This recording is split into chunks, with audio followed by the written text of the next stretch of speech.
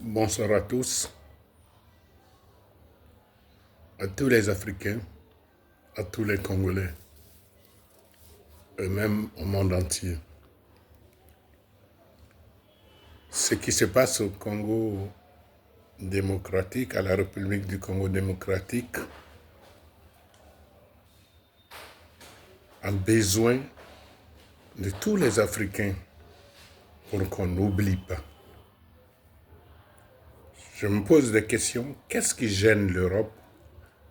Avoir de grosses entités en Afrique. Chaque fois, il faut vouloir les balkaniser. On se rappelle la guerre du Biafra, menée de bout en bout par la France et l'Angleterre, enfin l'Europe, British Petroleum, Total, etc.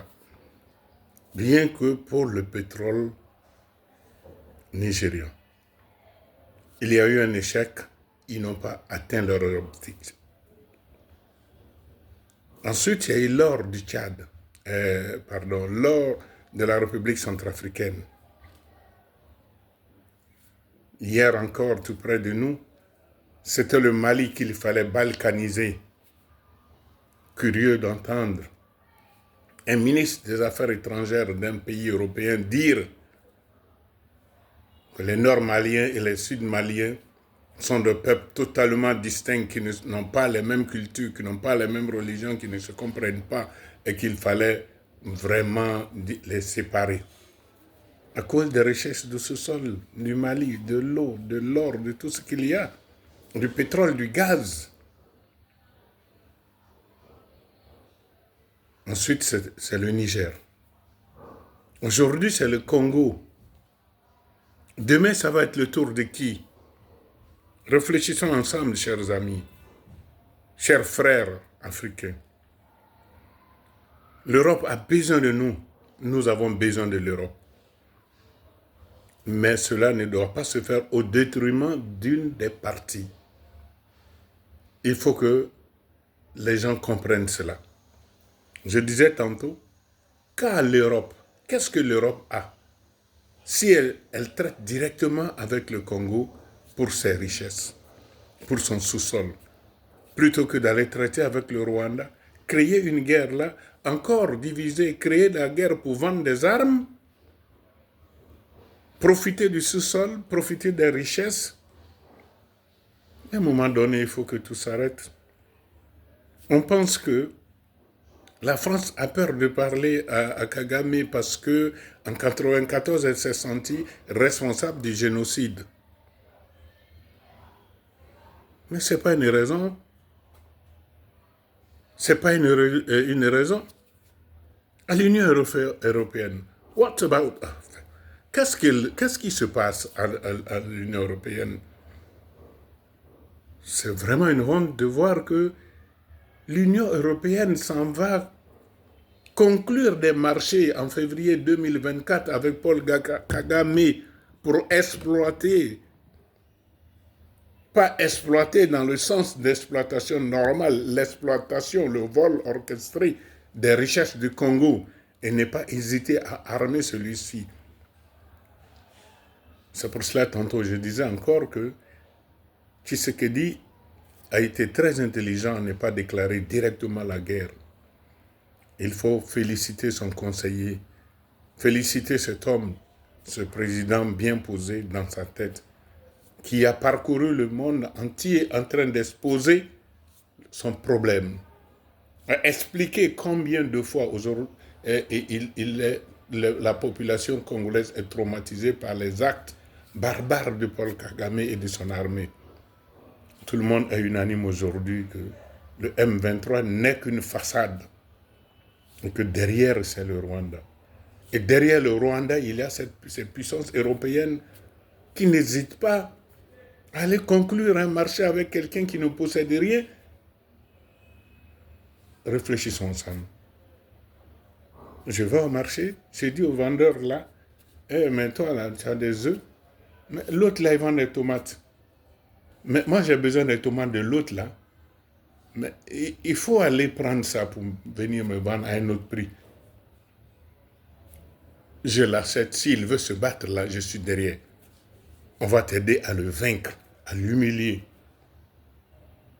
C'est dommage que des gens comme Corneille Nangaa se mettent à écouter ces chants de sirène pour devenir simplement un jour président du Congo, président comme ça dans la bouche, alors que c'est le Rwanda qui va diriger son pays. Est-ce que ça, c'est avoir de l'amour de son pays? Est-ce que ces gens d'hommes doivent être suivis? Est-ce qu'il est allé à l'école pour ça, pour comprendre ça? Aujourd'hui, l'Africain doit être à mesure de discuter d'égal à égal avec l'Européen. Nous avons fréquenté les mêmes écoles, nous avons étudié les mêmes choses, nous avons réfléchi, nous sommes capables de réfléchir exactement de la même manière, ou d'ailleurs peut-être mieux. Il faut arrêter cela à un moment donné. Il faut arrêter cela.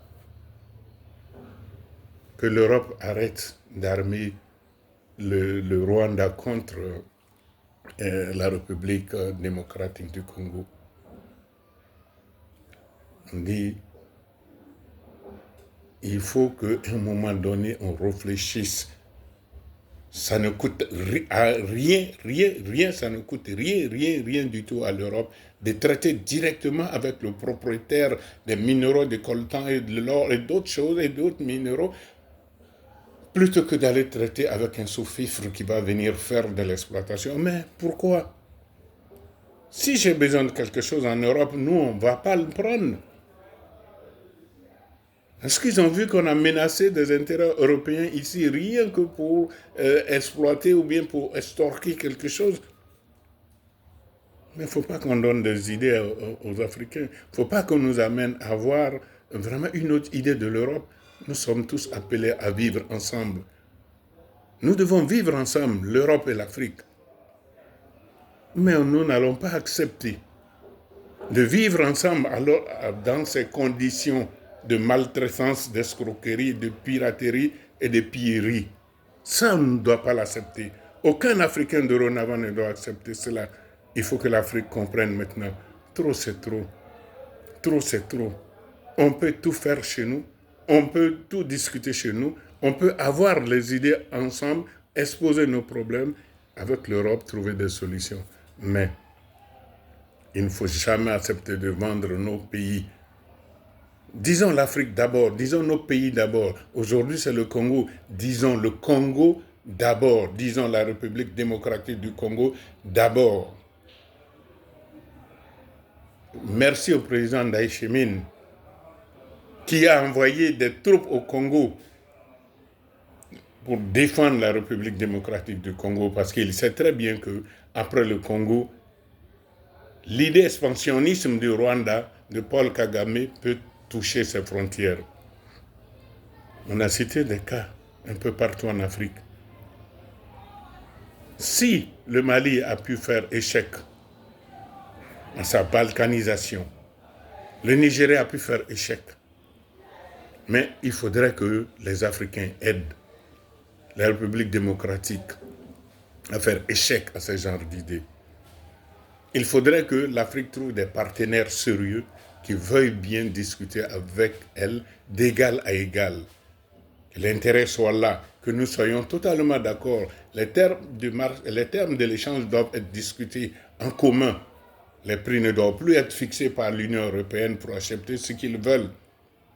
On a vu le coût de l'uranium du Niger, le coût de l'uranium au Canada, le coût de l'uranium vers l'Afghanistan. Mais pourquoi tout cela? Nous ne sommes pas des sous-hommes. Nous ne serons jamais des sous-hommes. Ce que certains de nos ancêtres ont accepté, nous ne serons pas prêts à l'accepter. Ce que des Africains n'ont pas compris à l'époque de Samori Touré, aujourd'hui, de Babemba, de Tcheba, aujourd'hui là, beaucoup d'Africains ont compris cela. Nous n'allons pas accepter de continuer avec l'Europe sur ce chemin. Soit nous évoluerons ensemble, soit chacun va évoluer dans une autre sphère géographique bien déterminée et bien définie. Je veux dire, haut le cœur, il faut que le Congo gagne cette guerre.